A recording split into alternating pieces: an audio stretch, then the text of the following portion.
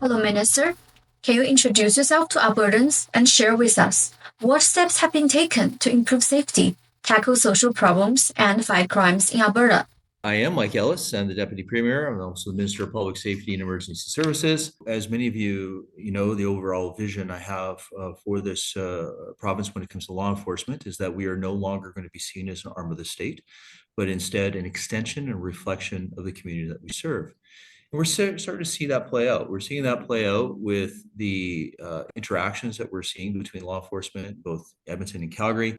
And so we have to tackle it from people in Calgary and Edmonton, as you pointed out, even on the C trains, they need to feel safe. Okay, so there's one component of it. Those officers, are they going to make a difference? Yeah, they're going to make a difference. They're going to help people to make them feel safe.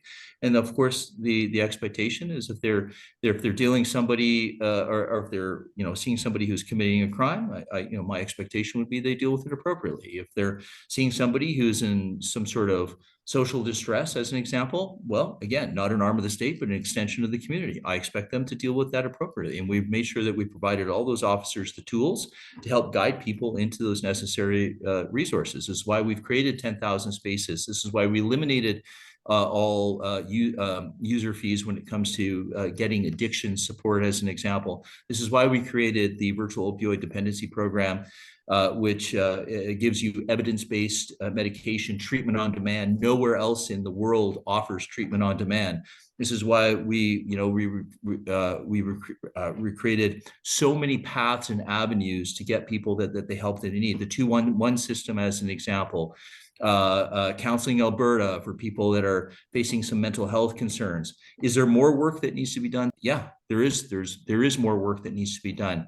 But I can tell you that the work that we have done has been something that has been a bit of an envy for other jurisdictions to look at the work we've done throughout Canada. And this is why the Alberta model is being recognized internationally as the way to actually deal with the addictions crisis. And so we're continuing to build capacity. Of course, there's more work that needs to be done. Now, then there's an organized crime component of this as well. The soft on crime policies that the federal government has put into place has not worked. And this is why, I've worked with the federal government to make sure that they're helping us to provide supports for gangs, as an example, to go after these gangs, to say, you're not welcome in this province. You're not welcome, selling drugs. You're not welcome preying upon the vulnerable people. It goes back to the police service, education, prevention, intervention. Yes, we have to do that. And this is why it's so important to have police officers in the schools from an elementary school level, as an example. It's not for the police officer to arrest anybody. That's not what it's about. It's for the police officer to be the role model, right? Remember, not an arm of the state, an extension or reflection of the community that we serve. Because if the police officer, when that child is facing challenges in life, the police officer is there to be the role model to help that young person or to help that family. If the police officer is not there, you know who's there? The gang member.